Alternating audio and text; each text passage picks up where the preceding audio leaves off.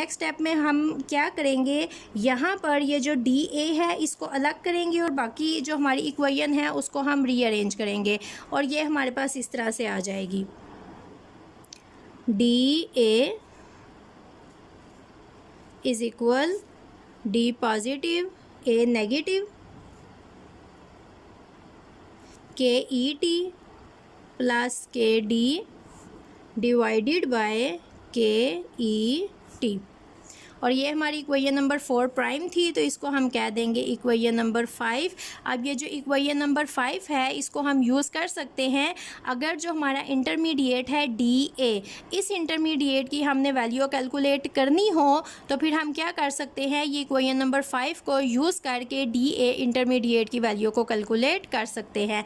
अब ये D positive A negative पे हमने study state approximation rule apply कर लिया, तो अब हम क्या करेंगे, जो सेकेंड हमारा इंटरमीडिएट था डी ए, उस पे हम study state approximation rule apply करेंगे। तो हम अगेन वही करेंगे, हमारे पास ये हमारी इक्वेशंस हैं। अब हम देखेंगे कि ये जो डी ए कम्प्लेक्स है ये किस किस इक्वेशन में इन्वॉल्व है।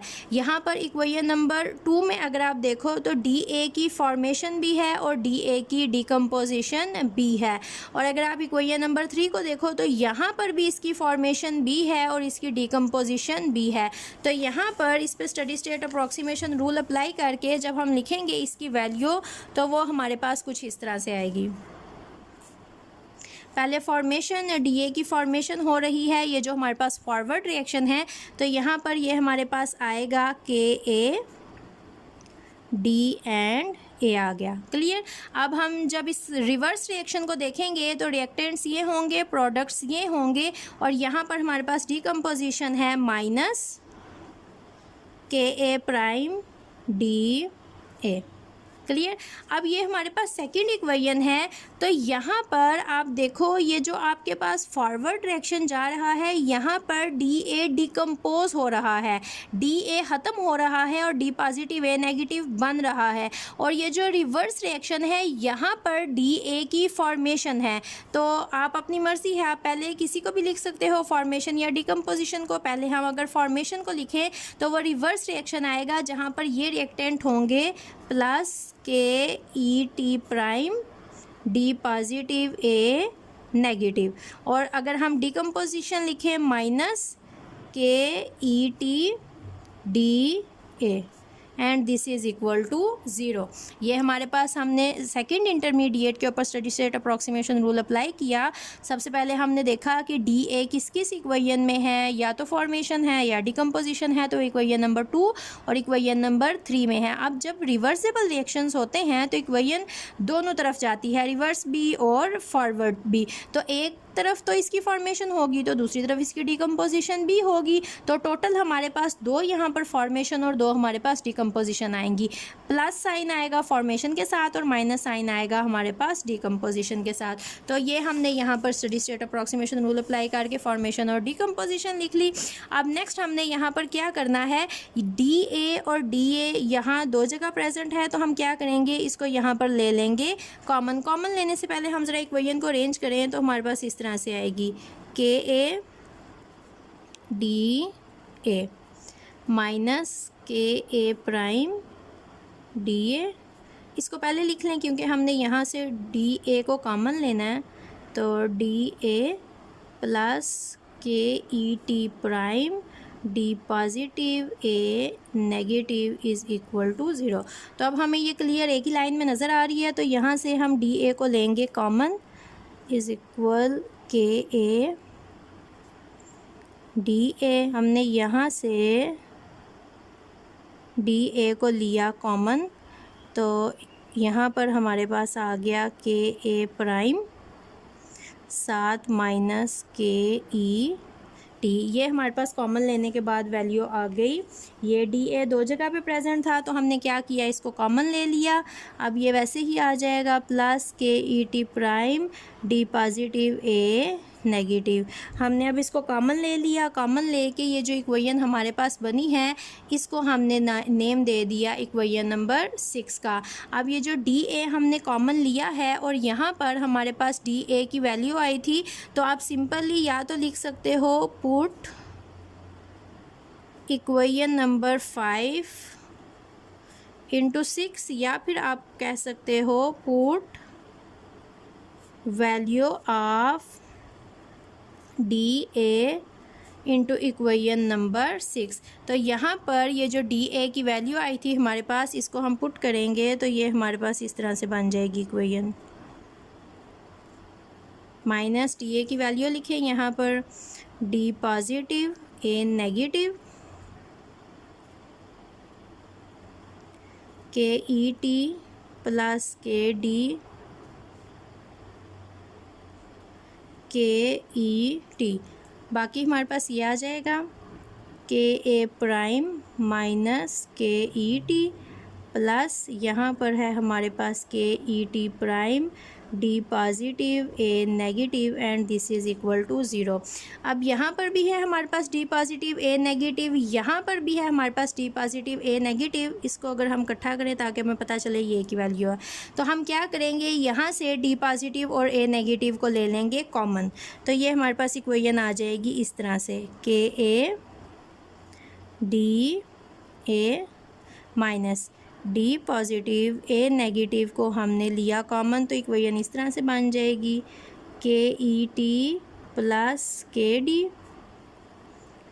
के ए prime minus K E T plus K E T prime, और ये इक्वल हो गया हमारे पास 0 के। यहाँ पर हमने क्या किया है, हमने के पॉजिटिव और ए नेगेटिव को ले लिया है कॉमन। अब इसको कॉमन लेने के बाद हम क्या करेंगे, एक ये वैल्यू है हमारे पास, एक ये वैल्यू है। अगर हम यहाँ पर बड़ी ब्रैकेट लगाएं तो हम क्या करेंगे, यहाँ पर इन दोनों वैल्यूज़ का हम ले लेंगे एलसीएम। अपनी आसानी के लिए इसके नीचे हम लिख लेते हैं 1। जब हम इसका एलसीएम लेंगे तो ये वैल्यू हमारे पास इस तरह से आ जाएगी। इसको आप साथ साथ लिखते रहेंगे ताकि आपको कन्फ्यूजन ना हो, आपकी इक्वेशन क्लियर रहे। अगर आप स्टेप्स को या चीज़ों को स्किप करोगे तो फिर आपकी इक्वेशन कंफ्यूज होने लग जाएगी। यहाँ पर आपके पास आ जाएगा के ई टी, तो दिस इज़ सेम, तो ये सारी वैल्यू आपके पास यहाँ पर ऐसे की ऐसे आ जाएगी, के ई टी प्लस के डी के ए prime minus K E T plus, अब यहाँ पर के ई टी 1 मल्टीप्लाई होके ये हमारे पास आ जाएगा के ई टी प्राइम, और ब्रैकेट बंद, और ये हमारे पास हो जाएगा 0। अब हमारे पास नेक्स्ट स्टेप में हम क्या करेंगे, नेक्स्ट स्टेप में हमने क्या करना है, हम इक्वेशन को थोड़ा सा करेंगे अरेंज। थोड़ा सा अरेंज किस तरह से करेंगे, ये जो के ई टी है यहाँ पर जो हमारे पास डिवाइड हो रहा है, इसको इसके साथ लाएंगे। लेकिन उससे पहले जो हमारा स्टेप है, हम क्या करेंगे, यहाँ पर ये माइनस साइन है, तो जब हम जगह चेंज करते हैं, बेसिकली इसको मैं यहाँ पर ला रही हूँ, ये नेगेटिव होगा, ये यहाँ रहेगा, तो ये भी नेगेटिव होगा, और दोनों साइड से नेगेटिव नेगेटिव कैंसिल होके हमारे पास पॉजिटिव हो जाता है। तो हम क्या करते हैं, के ए और डी ए को इस तरफ रखा हमने, और ये जो हमारे पास 0 है, इस इक्वेशन को उठा के हम ले गए इस साइड पे, तो ये इक्वेशन हमारे पास हो गई इस तरह से।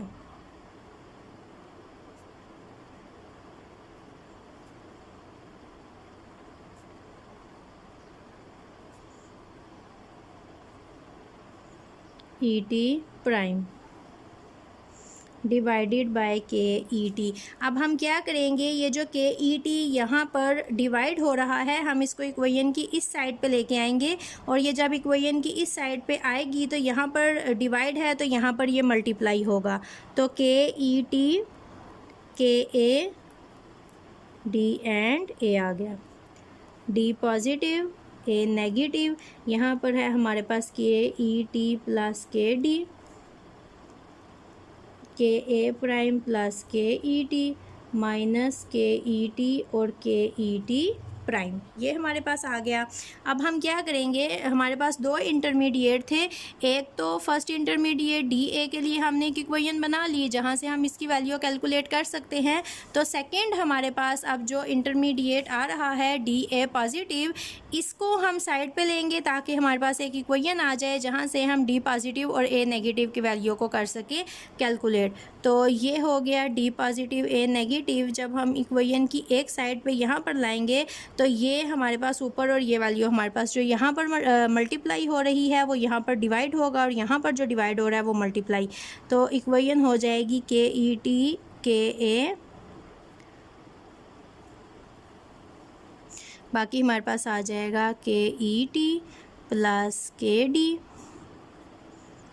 के ए prime plus K E T minus K E T prime.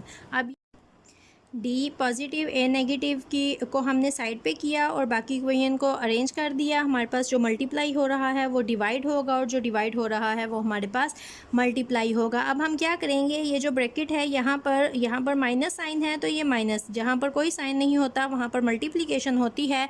तो हम क्या करेंगे, हम इन दोनों इक्वेशंस को एक दूसरे से मल्टीप्लाई करेंगे। के ई टी प्राइम के ए प्राइम, फिर के ई टी प्राइम के ई टी, फिर के डी इससे मल्टीप्लाई होगा और के डी इससे भी दोबारा से मल्टीप्लाई होगा। तो अब हम अगर इसको लिखते हैं तो ये हमारे पास इस तरह से आ जाएगा, D positive A negative is equal के ई टी के ए डी एंड ए, और यहाँ पर हम मल्टीप्लिकेशन करेंगे।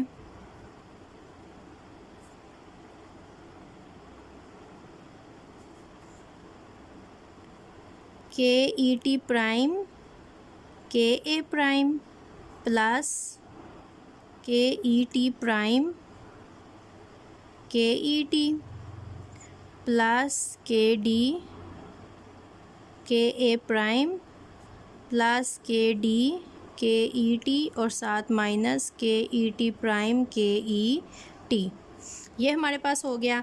अब यहाँ पर ये प्लस और माइनस कैंसिल हो जाएगा, इसको हम कैंसिल कर देंगे। D positive A negative is equal के ई टी के A D and A divided by के ई टी प्राइम के ए प्राइम प्लस के डी के ए प्राइम प्लस के डी के ई टी। अब ये इक्वेशन आ गई है, तो ये इक्वेशन हमारे पास हो गई 7। दिस वाज इक्वेशन नंबर 6, तो ये इक्वेशन नंबर 7 है। और ये इक्वेशन नंबर 7 हमें बताती है value of D positive A negative. हमारे पास दो यहाँ पर इंटरमीडिएट्स थे, एक था डी ए, दूसरा था डी पॉजिटिव ए नेगेटिव। यहाँ पर जो हमारे पास इक्वेशन नंबर 5 है, इक्वेशन नंबर 5 हमें बताती है फर्स्ट इंटरमीडिएट की वैल्यू कैलकुलेट कैसे कर सकते हैं, और सेकेंड हमारे पास जो है डैट इज़ इक्वेशन नंबर 7। और ये इक्वेशन नंबर 7 हमें बताती है कि हम किस तरह से वैल्यू कैलकुलेट कर सकते हैं डी पॉजिटिव ए नेगेटिव की। तो ये हमारे पास दो इक्वेशंस आ गई हैं जो कि हमें इंटरमीडिएट्स की वैल्यू के बारे में